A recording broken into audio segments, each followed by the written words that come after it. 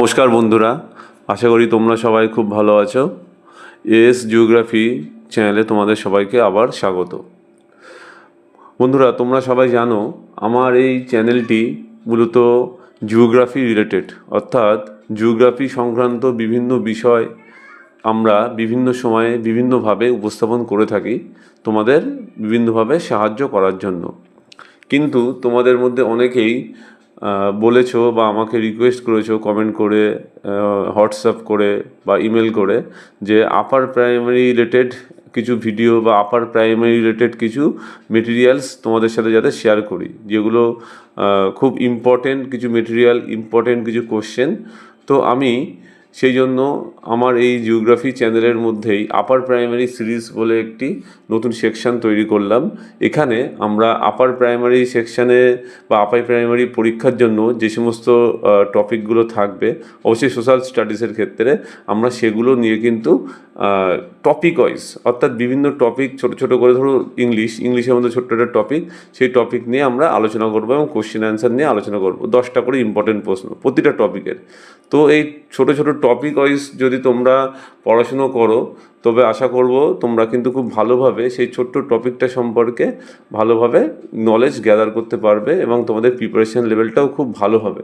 কারণ একটা বড় সিস্টেমকে আমরা যদি ছোটো ছোটো সাব সিস্টেমে ভাগ করে দিই, তবে কিন্তু আমাদের প্রিপারেশান নেওয়া বা সেটা সম্পর্কে জানা খুব সহজ হয়, ইজি হয় এবং তোমরা স্টেপ বাই স্টেপ তোমরা জানতে পারবে।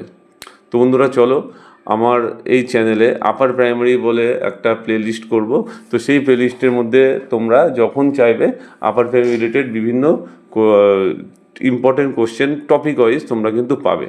আমি প্রতিটা টপিক ওয়াইজ 10 থেকে 15টার মধ্যে কোশ্চেন করার চেষ্টা করব, যেগুলো খুবই ইম্পর্টেন্ট, যেগুলোর বাইরে কিন্তু কোশ্চেন আসবে না তোমাদের পরীক্ষাতে। তো বন্ধুরা, শুরু করা যাক। আজকে আমাদের টপিক ইংলিশ।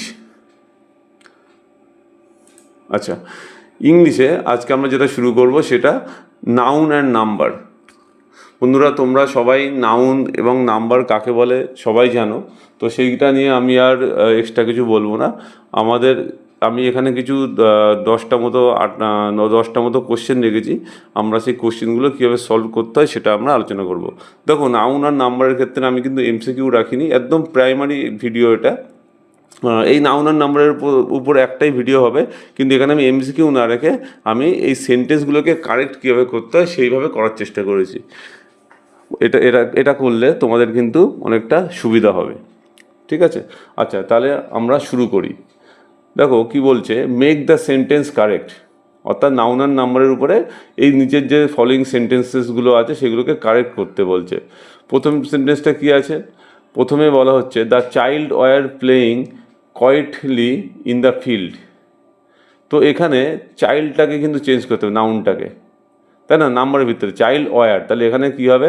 আমরা যদি চাইল্ডটাকে আমরা এখানে নিয়ে নিই, চাইল্ডটা কিন্তু আমরা কি হয়ে যাবে, চাইল্ডটা কিন্তু চিলড্রেন হয়ে যাবে। কি হয়ে যাবে এটা? চিলড্রেন। তাহলে চাইল্ডটা কিন্তু ভুল হবে, এখানে কি হবে উত্তর? Children. The children were playing quietly in the field. Question number 2, several man war waiting for the train. তো সেভারেল মানে কি? সেভারেল মানে অনেকে, তাই সেখানে কিন্তু ম্যানটা আর হবে না, সেখানে কি হবে? ম্যানের জায়গায় মিন, ম্যানের জায়গাতে হবে men. Several men were waiting for the train. বোঝা গেল? Question number 3, this scientist are very sharp. এখানে সায়েন্টিস্ট আছে, অর্থাৎ অনেকগুলো বিজ্ঞানী, তো এখানে দিসের জায়গা হবে this, THESE। This scientist are very sharp, এটা হবে। Question number 4, his trouser were torn during the match. তো এখানে ট্রাউজার, হিজ ট্রাউজার, তো এখানে ওয়ার আছে, তো এখানে কি হবে? ট্রাউজার্স হবে, এস যোগ হবে, প্লুরাল করতে হবে এটা নাম্বারটা, ঠিক আছে? তো এইভাবে কিন্তু আমরা কাজ করতে পারবো। নেক্সট পরেরটা দেখে নিই। কোশ্চেন নাম্বার 5, কোশ্চেন নাম্বার 5-এ কী আছে দেখে নিই। The informations provided was incorrect. তো এখানে দ্য ইনফরমেশান, দা মানে একটি হবে, নির্দিষ্ট কোনো করছে, সেখানে ইনফরমেশানকে দিয়ে কী হবে? এটা অনলি ইনফরমেশান, অর্থাৎ এখানে এসটা রিমুভ হবে, এসটা হবে না, ইনফরমেশান। আচ্ছা, কোশ্চেন নাম্বার 6 কী বলা হচ্ছে? The lights in the room is expensive. তো এখানেও দেখো দা আছে, তো দার পর নিশ্চয়ই লাইট হবে না, এখানে কী হবে, এটা লাইটস, লাইটস আছে, লাইট, দ্য লাইট, এসটা এখানে রিমুভ হবে, এখানে এসটা রিমুভ হবে। আচ্ছা, question number 7, the team the teams is playing well in this match. তো এখানেও দেখো দ্য টিমস হবে না, এখানে কী হবে, দ্য অনলি টিম, অর্থাৎ একটাই টিম, শুধু টিমটি বা দলটি ভালো খেলেছে।